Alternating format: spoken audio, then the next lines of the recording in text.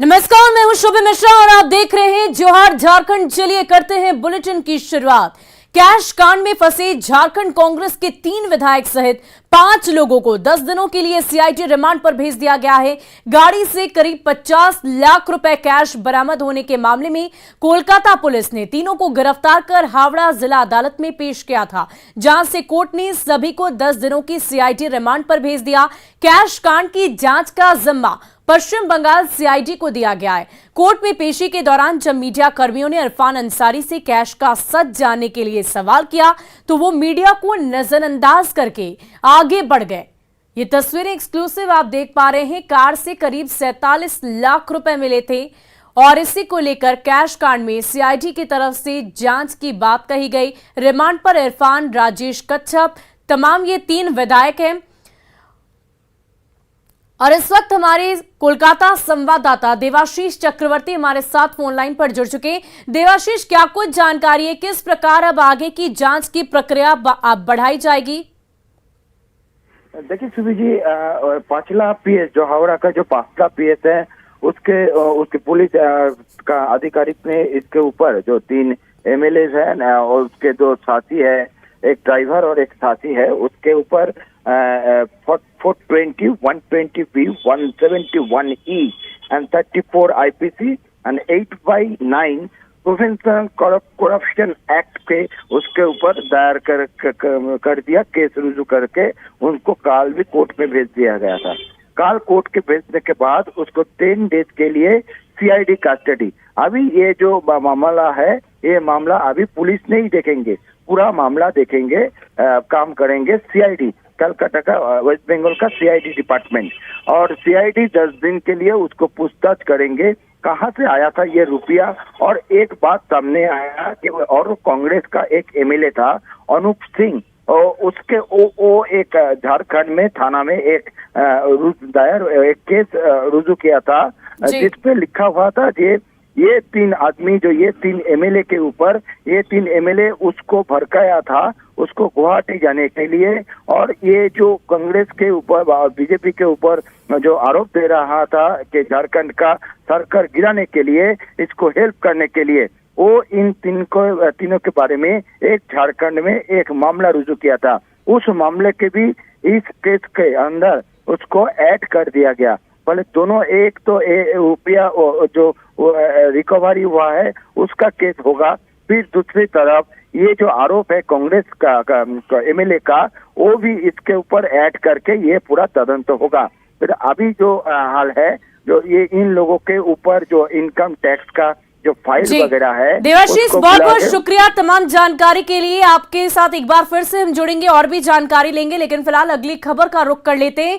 झारखंड विधानसभा के मॉनसून सत्र में कांग्रेस विधायकों के कैश कांड का मुद्दा छाए रहने की उम्मीद जाहिर की जा रही है। इस मुद्दे पर पक्ष और विपक्ष में तकरार होने की पूरी आशंका है। सत्ता पक्ष का आरोप है कि बीजेपी ने सरकार गिराने की साजिश रची और इस मुद्दे पर वो बीजेपी को सदन के बाहर और भीतर घेर सकते हैं। वहीं बीजेपी इस मामले में सरकार पर ही करप्शन का आरोप लगा रही है। साथ ही कांग्रेस नेतृत्व पर अपने विधायकों को संभालने में नाकाम रखने का भी आरोप लगा रही है। इधर आज सदन के दूसरी पाली में सुखाड़ के मुद्दे पर भी चर्चा की जा सकती है। साथ ही पहला अनुपूरक बजट भी सदन के पटल पर पेश हो सकता है। हालांकि बदलते सियासी घटनाक्रम के बीच दूसरे मुद्दों पर सदन के अंदर चर्चा की संभावना कम ही नजर आ रही है। और इस वक्त हमारे संवाददाता विधानसभा से अविनाश कुमार हमारे साथ लाइव जुड़ चुके हैं, सीधे उनका रुख करते हैं। अविनाश, क्या कुछ जानकारी है, किस प्रकार से आज सदन में किन किन मुद्दों को लेकर चर्चा की जा सकती है और क्या विधायकों के आने का दौर शुरू हो चुका है?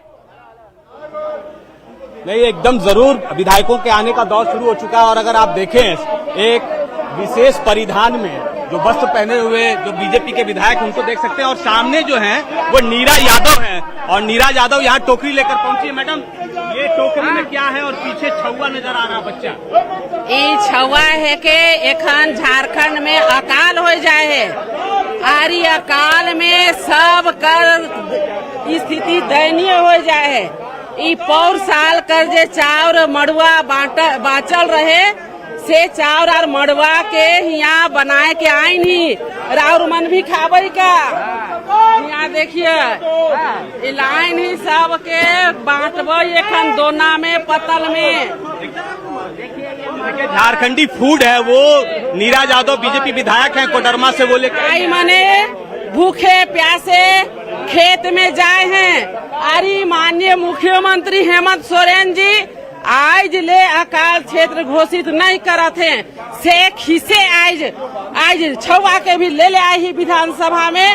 और देखा हम माननीय मुख्यमंत्री हेमंत सोरेन जी के कि झारखंड में अकाल है पूरा पौर साल कर बाचल खुचल मड़ुआ चाउर के हम पिठा डुम्बू बनाए के आइन ही।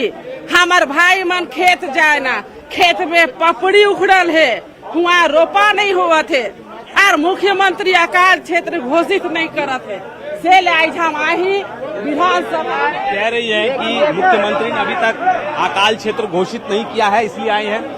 और जितने भी विधायक बीजेपी के आप सामने देख सकते हैं तस्वीरों में कि वो तख्ती लिए हुए हैं और झारखंड को अकाल क्षेत्र घोषित करने की मांग उठ रही है। और बाहर ये प्रदर्शन हो रहा है। आज पता है कि आज दूसरे दिन विधानसभा में दूसरी पाली में सुखाड़ पर ही चर्चा होनी है। तो इस चर्चा में भाग लेने से पहले यहाँ जो बीजेपी के विधायक हैं वो यहाँ पहुंचे हैं और ये उनका विरोध प्रदर्शन है। जो जैसे जैसे पार्टी के विधायक यहाँ पहुंच रहे हैं वैसे वैसे यहाँ वो एक साथ कतारबद्ध होते चले जा रहे हैं। कोशिश यही है कि सरकार को सदन के अंदर में घेरना। और यहाँ अगर आप देखें जो मुख्य सचेतक हैं विरंची नारायण हैं वो यहाँ मौजूद हैं और जहाँ वो इसी बात को रख रहे हैं। और तख्ती को अगर आप देखें, इनके तख्ती को देखें तो यहाँ साफ तौर पर लिखा है झारखंड को अकाल क्षेत्र घोषित करो। लगातार मांग हो रही थी बीजेपी की तरफ से और यहाँ बीजेपी के जो विधायक हैं वो प्रदर्शन कर रहे हैं। अविनाश पांडे का सवाल है। मैं तो कहता हूं कि आप नाम ले रहे हैं आसाम के मुख्यमंत्री का और जो असली दोषी है अविनाश पांडे जो कांग्रेस के प्रभारी हैं, जो हर सप्ताह आते हैं यहाँ और माल वसूल के सरकार से और दिल्ली चले जाते हैं। दिल्ली दरबार में पहुंचाने के लिए पता नहीं सोनिया जी को पहुंचाते हैं कि राहुल जी को कहां पहुंचाते हैं।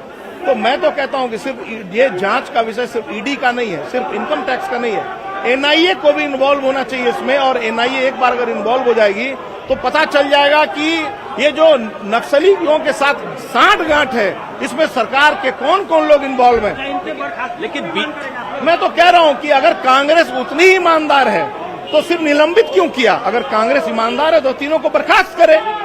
पैसा किसका है? मैं तो कह रहा हूं कि ये पैसा पूरी तरह से राज्य सरकार का पैसा है। जो खजाने लूटे गए उसका पैसा है। कोई 3 विधायक 48 लाख रुपए में खरीदा जाएगा। कलकत्ता क्यों गया पैसा?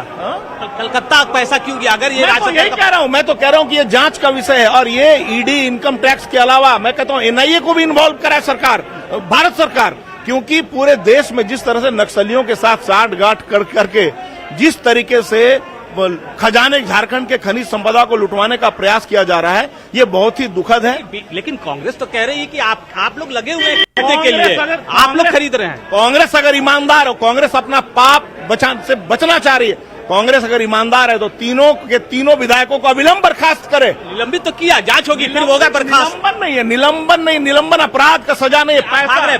पैसे की बात कर, वो कह रहे हैं आपका पैसा है। ये हेमंत सोरेन का पैसा है, ये कांग्रेस का पैसा है, झारखंड मुक्ति मोर्चा सरकार का पैसा है। कलकत्ता पहुंच गया पैसा। मैं तो कह रहा हूं कि पैसा पहुंचा के उसे फंसाने का काम किया। हेमंत सोरेन ने फंसा दिया। मैं कह रहा हूं हेमंत सरकार ने फंसाया। हेमंत सोरेन की बात नहीं, मैं हेमंत सरकार ने फंसाने का काम किया जिसमें झारखंड मुक्ति मोर्चा और कांग्रेस के लोग इन्वॉल्व हैं। विरंची नारायण कह रहे हैं, मुख्य सचेतक हैं विपक्षी दल के। यहाँ देखिए संख्या बढ़ती जा रही है। बहुत सारे विधायक अब इस वक्त बीजेपी के विधायक जो यहाँ पहुंच चुके हैं और वो लगातार। अविनाश, क्या कुछ और विधायकगण वहां पर मौजूद हैं आपके आसपास प्रदर्शनकारी विधायकगण के अलावा? क्योंकि ये जानना भी जरूरी हो जाता है कि सदन के पटल पर और कौन कौन से मुद्दे आज देखने को मिलेंगे। देखिए, ये जो भ्रष्ट लोग हैं कांग्रेस के और सत्ता पक्ष के जितने भ्रष्ट लोग हैं, परत दर परत कहां इनका लागत है, कहां से ये पैसा वसूलते हैं। कल बंगाल पुलिस ने कार्रवाई करके इनको पकड़ा है। अब इनको बताना चाहिए और इनको अगर हिम्मत है तो बर्खास्त करना चाहिए, रोल मॉडल प्रस्तुत करना चाहिए, आदर्श प्रस्तुत करना चाहिए कि अगर कोई भ्रष्टाचार में लिप्त होगा तो हम सीधे उसको जो है अब निलंबित ये अपर्णा जी, आप तो एकदम बॉर्डर में हैं, बंगाल से सटी हुई हैं, विधायक चले जाते हैं, कुछ डील हो जाती है, पकड़े जाते हैं। देखिए, ये दुर्भाग्य की बात है कि झारखंड में अगर जनता कितना आशा और विश्वास से विधायक बनाते हैं विकास के लिए, इस राज्य का विकास के लिए, क्षेत्र का विकास के लिए, और ये दुर्भाग्य है कि इस तरह से विधायक, कांग्रेस के विधायक जो पैसा में पकड़ा गया, ये जांच का मांग करते हैं और दोषी का मांग करते हैं। देखिए, सब लोग जांच की मांग कर रहे हैं और बीजेपी ने एक सिरे से जितने भी विधायक उनके हैं, वो उनका साफ कहना है कि इस पूरे प्रकरण से बीजेपी का कहीं कोई लेना देना नहीं है। जो पैसे पकड़े गए हैं वो इस सरकार में भ्रष्टाचार से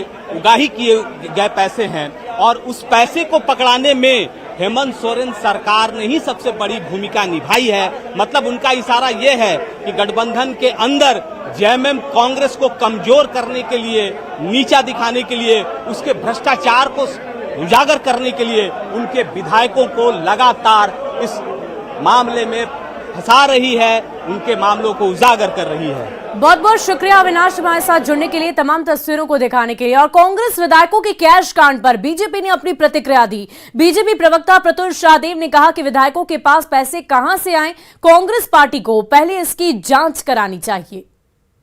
कांग्रेस की जब भी किसी सरकार में फजीयत होती है तो वो इसी तरीके से सारे आरोप जो है वो भारतीय जनता पार्टी के ऊपर डालकर खुद से पाला झाड़ने की कोशिश करती है। तो कांग्रेस ने एक नया एजेंडा सेट किया झारखंड मुक्ति मोर्चा के इशारे पे। लेकिन हमारा कहना है कि ये मुद्दा कांग्रेस हाईकमान और कांग्रेस के विधायकों के बीच में है। हाईकमान को पूछना चाहिए कि कांग्रेस विधायक ये पैसा कहां से लेकर आ रहे थे और किसको देने जा रहे थे। क्या ये इनका पैसा था या किसी नेशनल कांग्रेस लीडर का पैसा था या किसी प्रदेश के कांग्रेस नेता का पैसा था? ये तो इन्हें क्लियर करना चाहिए था।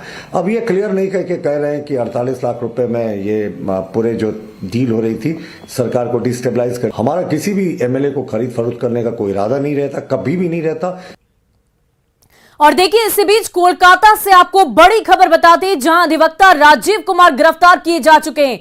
कोलकाता पुलिस ने उन्हें गिरफ्तार किया है। कोलकाता की एक मॉल से उनकी गिरफ्तारी की गई। उनके पास से भी पैसे बरामदगी की खबर सामने आई थी और किसी केस में वो कोलकाता गए थे। इसी केस के सिलसिले में और कोर्ट में अधिवक्ता राजीव कुमार की आज पेशी होनी है। तो ये बड़ी खबर आपको कोलकाता से बता रहे हैं, जहां एक मॉल से अधिवक्ता की गिरफ्तारी की गई है। वजह यह है कि उनके पास से भी पैसे बरामद की गए। और इस वक्त हमारी संवाददाता कोलकाता से अर्पिता हाजरा हमारे साथ फोन लाइन पर जुड़ चुके हैं। अर्पिता, क्या कुछ जानकारी मिल पा रही है? आज अधिवक्ता की पेशी होनी है, ऐसे में कब ये पेशी होगी और क्या कुछ आगे कानूनी कार्रवाई की जाएगी? को अरेस्ट किए हैं कोलकाता पुलिस ने। हियर स्ट्रीट जो एरिया है उसमें ये राजीव कुमार नाम का एक लॉयर को अरेस्ट किए हैं। जितना तक जान रहे हैं, जो कोलकाता का एक बिजनेसमैन को राजीव ने बोले थे, जो आपके अगेंस्ट में रांची हाई कोर्ट पे एक PIL किए हैं, उन्होंने फाइल किए हैं, तो उसी PIL को विथड्रॉ करने के लिए 4 करोड़ रुपया लगेगा। फिर नेगोशिएशन करके 1 करोड़ रुपया देने के लिए राजी हुआ है।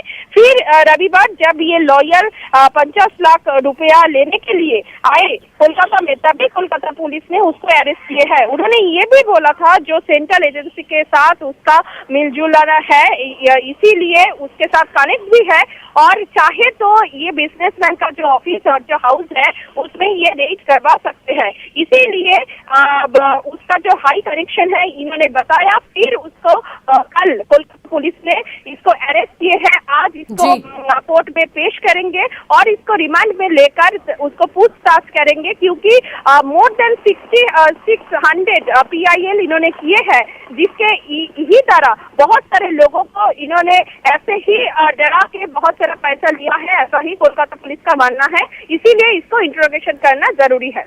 अर्पिता, आप बने रहे हमारे साथ। इस वक्त हमारे संवाददाता शंकर आनंद भी दिल्ली से हमारे साथ लाइव जुड़ चुके हैं। शंकर, जिस तरीके से ये पैसे की बात सामने आ रही है, क्या कुछ पैसे का कोई कनेक्शन अब तक पता चल पाया है कि आखिर ये पैसे कहां से अधिवक्ता के पास आए? देखिए, जिस तरह से इस पैसे की अगर बात की जाए तो ये कोलकाता का पैसा है और कोलकाता का एक काफी चर्चित जो कारोबारी है उससे जिस तरह से उगाही करने के बाद इस पैसे को अर्जित करने का मामला सामने आ रहा है, निश्चित तौर पे जिस तरह से अर्पिता कह रही थी एकदम सही है। इस मामले की गंभीरता को देखते हुए वो राजीव कुमार को गिरफ्तार किया गया है, लेकिन हमारे सूत्र ये भी बताते हैं कि ये मामला अब सिर्फ कोलकाता तक नहीं रहने वाला है, बल्कि अब ये मामला केंद्रीय जांच एजेंसी सीबीआई और ईडी तक जाने वाला है, क्योंकि राजीव कुमार पे जो आरोप लगे हैं वो आरोप बेहद संगीन है। और जिस तरह से एनजीटी से जुड़ा ये मामला है, एनजीटी से जुड़े हुए इस मामले में जिस तरह से एक पैसे अवैध तौर पर पैसे उगाही करने का जो मामला सामने आया है, जिस तरह से इस मामले में आरोप काफी गंभीर लगे हैं, लिहाजा इस मामले की तह तक जाने के लिए अब जल्द ही इस मामले पर केंद्रीय जांच एजेंसी के द्वारा भी एक्शन लिया जा सकता है। और कहा जा सकता है कि आने वाले वक्त में सीबीआई और शंकर, इस बात की भी चर्चा की जा रही है कि उनकी गिरफ्तारी से पहले उन्हें नोटिस नहीं भेजा गया। क्या उन्हें नोटिस नहीं भेजा गया था? क्या इसके तहत कुछ आगे की कानूनी कार्रवाई होनी चाहिए थी जो नहीं हुई? देखिए, दो चीजें होती हैं। एक होता है कि अगर कोई केस पहले से चला आ रहा है और उस केस में अगर किसी से पूछताछ करनी होती है तब नोटिस भेजा जाता है पूछताछ के लिए, लेकिन कुछ ऐसे मामले होते हैं जब ब्राइबरी वाला मामला होता है या घूस का नगद लेन देन होता है या अगर कोई पैसे का लेन देन किसी के साथ किया जा रहा है या अवैध तौर पर वसूली की जा रही है, तब उस मामले पर कोई पूछताछ का नोटिस नहीं भेजा जाता है। उसी वक्त में रेड हैंडेड उसे आरोपियों को गिरफ्तार किया जा सकता है, ऐसा ही कानूनी प्रावधान है। और इस मामले में जहां तक राजीव कुमार की बात है, जो अधिवक्ता हैं रांची के, काफी चर्चित नाम है, तो यहाँ पर जो कोलकाता पुलिस के द्वारा जो इन्वेस्टिगेशन किया गया और जिस तरह से उनको गिरफ्तार किया गया, तो ये रेड हैंडेड वाला ही मामला था कि कोलकाता पहुंचने के बाद जिस तरह से अवैध तौर पर पैसा अर्जित करने का मामला और वो उसी किस्त की पहली जो एक कहा जा सकता है किस्त जो है, जिस तरह से पैसे की डील हुई थी, करोड़ रुपए का डील लेन देन का, और उसमें से पहला जो इंस्टॉलमेंट है जब वो लेकर के जा रहे थे तो उसके बाद ही इस पे कार्रवाई हुई है। तो एक कहा जा सकता है कि राजीव कुमार के खिलाफ जिस तरह से एक्शन लिया गया है, यहाँ पे पूछताछ का नोटिस भेजने का कोई जरूरत ही नहीं है। ऐसे मामले पर रेड हैंडेड जब किसी भी आरोपी को गिरफ्तार किया जाता है तो उसके बाद आगे यहाँ पर ऐसी कार्रवाई देखने को मिल सकती है। और जिस तरह से शंकर, बहुत बहुत शुक्रिया तमाम जानकारी के लिए। आप इस पूरी खबर पर नजर बनाए रखें। अर्पिता, आपका भी बहुत बहुत शुक्रिया हमारे साथ जुड़ने के लिए। और चलिए अब बढ़ते हैं अगली खबर की ओर। झारखंड हाईकोर्ट के अधिवक्ता राजीव कुमार की कोलकाता में गिरफ्तारी पर झारखंड स्टेट बार काउंसिल ने सवाल खड़े किए हैं। बार काउंसिल के अध्यक्ष राजेंद्र कृष्णा ने बताया कि अधिवक्ता राजीव कुमार एक सम्मानित वकील हैं, उनकी गिरफ्तारी से पूर्व उन्हें नोटिस दिया जाना चाहिए था, लेकिन ऐसा कुछ भी नहीं किया गया। काउंसिल ने इसको लेकर आज एक बैठक बुलाई है जिसमें आगे की रणनीति तय की जाएगी। झारखंड पुलिस ने भी कलकत्ता पुलिस को कुछ इन्फॉर्म किया है कि उनके अगेंस्ट में कुछ पेंडिंग है, लेकिन ये मुझे नहीं समझ में आ रहा है कि राजीव कुमार जी को अरेस्ट करने का क्या औचित्य है। वो एक सम्मानित एडवोकेट है, उनका वो बहुत सा PIL कर रहे हैं और उनका जो है सो जब भी अगर कोई चीज है भी तो पहले नोटिस किया जाना चाहिए था ना। नोटिस करके उनसे पूछते कि क्या बात है, नहीं बात है। वो एक क्रिमिनल तो नहीं है कि आप सीधे उनको अरेस्ट कर दीजिएगा। ये कलकत्ता पुलिस का और झारखंड पुलिस अगर ऐसा कर रही है तो ये इससे ज्यादा हाई हैंडेडनेस और कुछ नहीं है एक लॉयर के प्रति, और हम लोग इसका 100% विरोध करेंगे। कैसे करना है ये अभी हम लोग का बैठक में हम लोग इसको डिसाइड करेंगे। और देखिए, हाथियों की झुंड ने रामगढ़ के मांडू प्रखंड में उत्पात मचाकर रख दिया है। कीमो पंचायत के डुमरे बेड़ा में हाथियों ने कई घरों को क्षतिग्रस्त कर दिया, साथ ही घर के अंदर रखे अनाज को चट कर गए। इस दौरान झुंड ने खेतों में लगे धान के बीजड़े और मकई को भी रौंद डाला। इससे लोग दहशत में नजर आ रहे हैं। हाथियों के झुंड ने इसके बाद बसंतपुर पंचायत के पचड़ा में जमकर उत्पात मचाया है और खेतों में लगे मकई के फसल को खा गए। फिलहाल झुंड बोकारो और रामगढ़ जिले के सीमावर्ती बाला महुआ के जंगल में मौजूद है, जिसकी जानकारी वन विभाग को दे दी गई है।